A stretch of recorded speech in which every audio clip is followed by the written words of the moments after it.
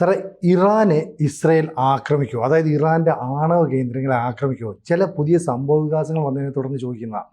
അതായത് അങ്ങനെ ആക്രമിക്കും എന്ന് CNN റിപ്പോർട്ട് ചെയ്തിട്ടുണ്ട്.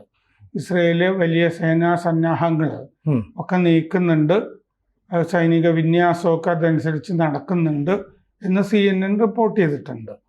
അപ്പോൾ അവർ പറയുന്നത് എന്താണെന്ന് വെച്ചാൽ, ഇപ്പോൾ ട്രംപ് സമാധാന നീക്കം നടത്തുന്നുണ്ടല്ലോ ഇറാനുമായിട്ടുള്ള.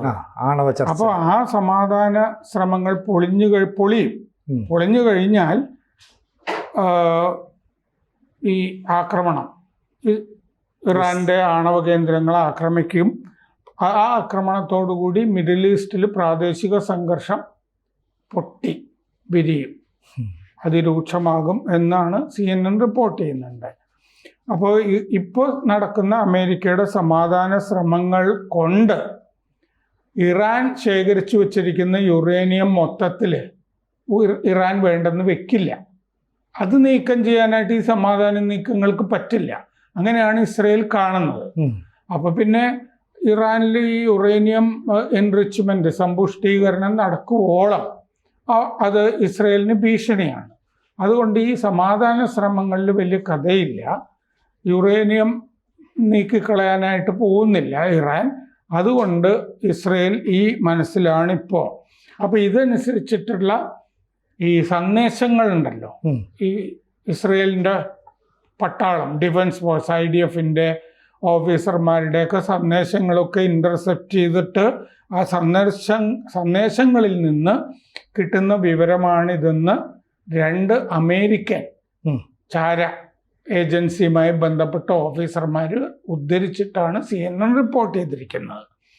അപ്പോൾ അടുത്തിടെ ബ്രിട്ടൻ, ഫ്രാൻസ്, കാനഡ എന്നിവയുടെ സംയുക്ത പ്രസ്താവന വന്നിരുന്നു. ഈ ദുരാഷ്ട്രം, അതായത് പലസ്തീൻ കൂടി അവിടെ വേണം എന്നുള്ള മട്ടിൽ. അങ്ങനെ ഒരു നീക്കത്തിൽ ഇസ്രയേലിന് താല്പര്യമില്ലല്ലോ. ഈ ദുരാഷ്ട്രം എന്ന് പറഞ്ഞ സംഭവം താല്പര്യമില്ല. മൊത്തത്തിൽ എടുക്കുക എന്നുള്ളതേ അവർക്ക് താല്പര്യമുള്ളൂ. അതനുസരിച്ചിട്ടുള്ള സമ്മർദ്ദം ഇസ്രയേലിലുണ്ട്. അപ്പോൾ ട്രംപ് ഖമനേയിക്ക് 60 ദിവസം കൊടുത്തിരുന്നല്ലോ ഒരു തീരുമാനം എടുക്കാൻ.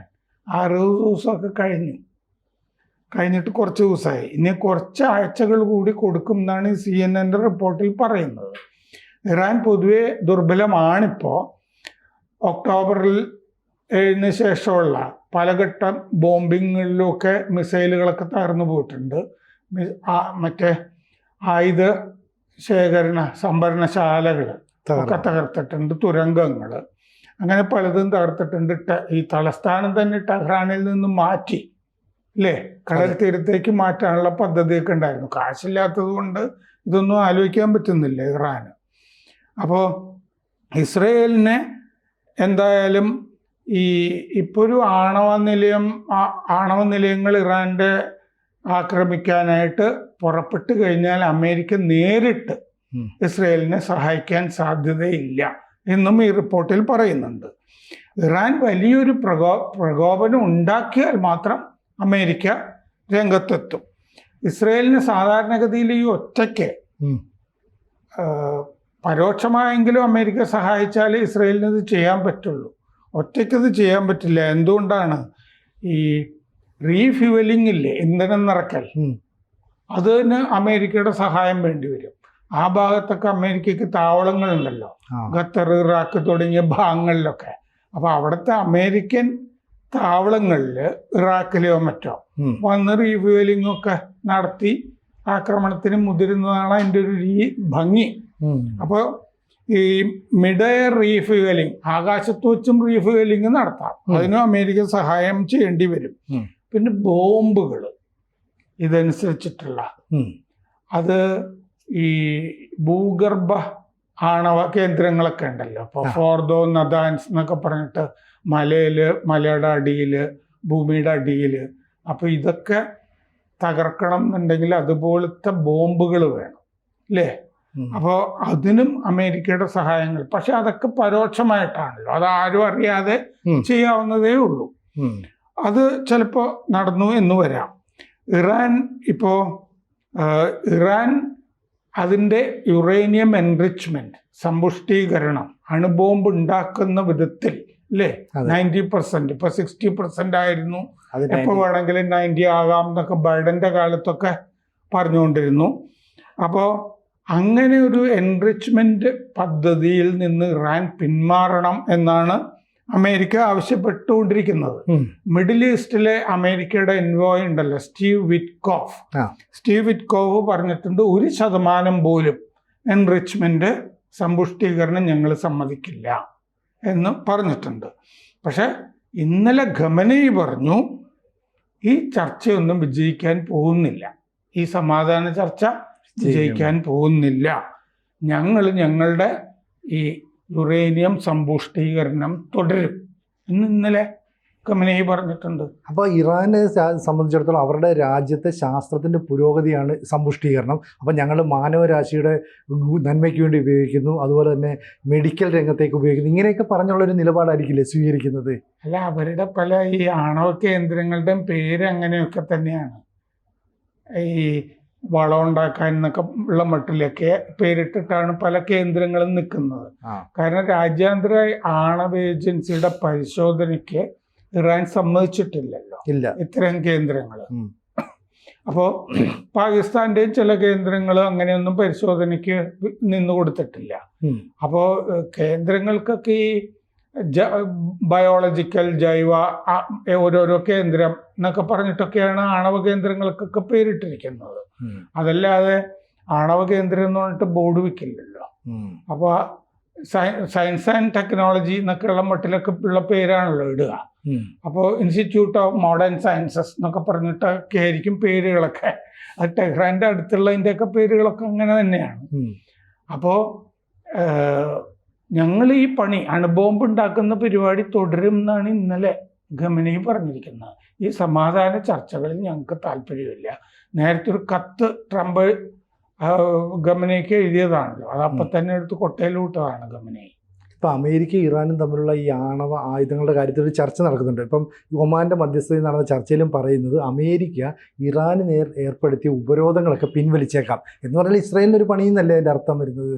ഉപരോധങ്ങൾ പിൻവലിക്കാം എന്ന് പറയുന്നത് ഈ പറഞ്ഞ പോലെ ഈ എൻറിച്ച്മെന്റ് നിർത്തിയാലാണല്ലോ. അതുപോലെ ഈ നിരായുധീകരണ ഉടമ്പടിയിൽ നേരത്തെ ഒപ്പുവെച്ചിരുന്നതാണ്. അത് മറ്റേ ട്രംപിന്റെ ആദ്യത്തെ ഊഴത്തിലുമൊക്കെ. പിന്നെ അത് പിൻവലിക്കുകയാണോ, അമേരിക്ക അതിൽ നിന്ന് പിന്മാറുകയാണ്.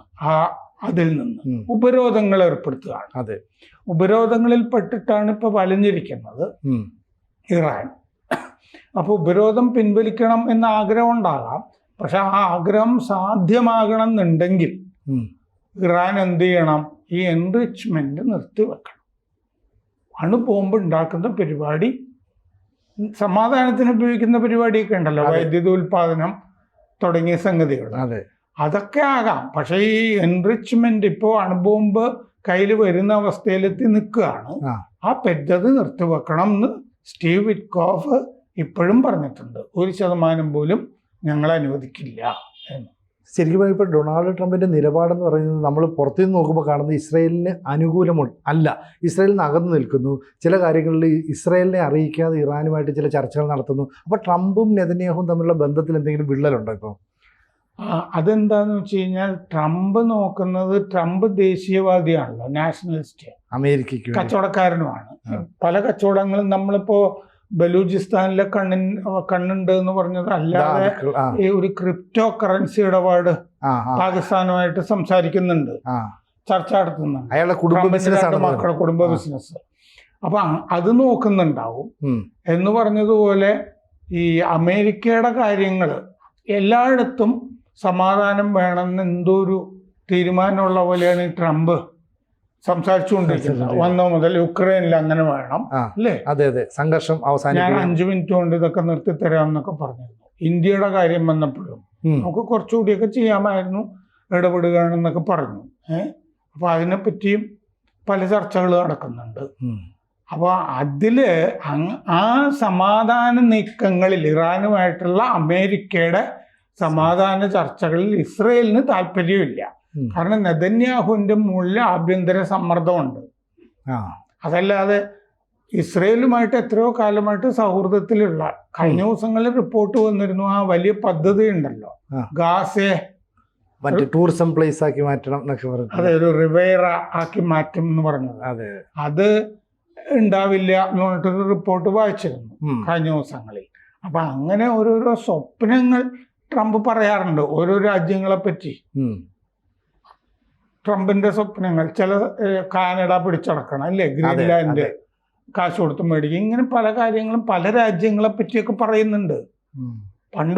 പണ്ട് ഈ അമേരിക്കയെ പറ്റി ആഗോള പോലീസുകാരൻ മാർക്സിസ്റ്റുകൾ പറയില്ലേ എന്ന് പറഞ്ഞ പോലെ എല്ലാത്തിനെയും പറ്റിയും.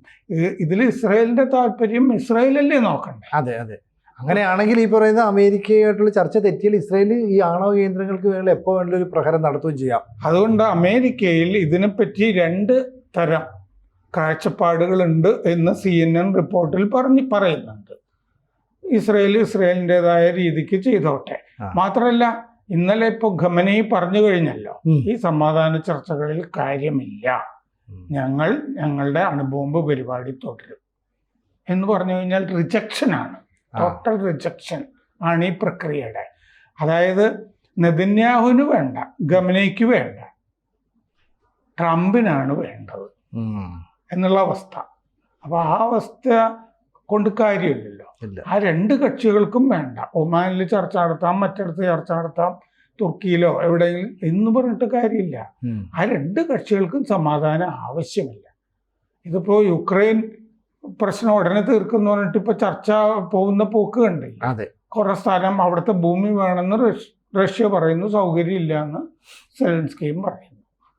അപ്പോൾ അതാ ഈ സമാധാന ശ്രമങ്ങളൊക്കെ അങ്ങനെ നിൽക്കുകയാണ്. ഇസ്രയേലിന് ലോകത്തിലെ ഒരു ഇസ്ലാമിക രാജ്യത്തിൻ്റെ കയ്യിലും അണുബോംബ് വരുന്നത് താല്പര്യമുള്ള കാര്യമല്ല. മാത്രമല്ല, ഈ പാകിസ്ഥാൻ, ഇറാനൊക്കെ പോലുള്ള സ്ഥലങ്ങളൊക്കെ എന്നാണ് ഈ ചിഹ്ന ഭിന്നമായി പോകുന്നതെന്ന് ഉറപ്പില്ല. അപ്പൊ ഈ അണുബോംബ് ആരുടെ കയ്യിലാണ് കിട്ടുക? ഈ ഭീകരരുടെ കയ്യിലാണ് കിട്ടുക. ദുരുപയോഗം. അതവരെ എന്ത് ചെയ്യും എന്നുള്ളതിനെ പറ്റി ഒരു ബോധവും ഇല്ല. അപ്പൊ അത്തരം ഭീഷണികളൊക്കെ നിലനിൽക്കുന്നുണ്ട്. അതാണിപ്പോൾ CNN റിപ്പോർട്ട് ചെയ്തിരിക്കുന്നത്. ഇറാന്റെ ആണവ നിലയങ്ങൾ ഇസ്രായേൽ ആക്രമിക്കുന്നത് ആസന്നമാണ്. കൂടുതൽ വാർത്തകളും വിശേഷങ്ങളും നിങ്ങളിലേക്ക് എത്താൻ ABC മലയാളം സബ്സ്ക്രൈബ് ചെയ്യുക, ബെൽബട്ടനും അമർത്തുക.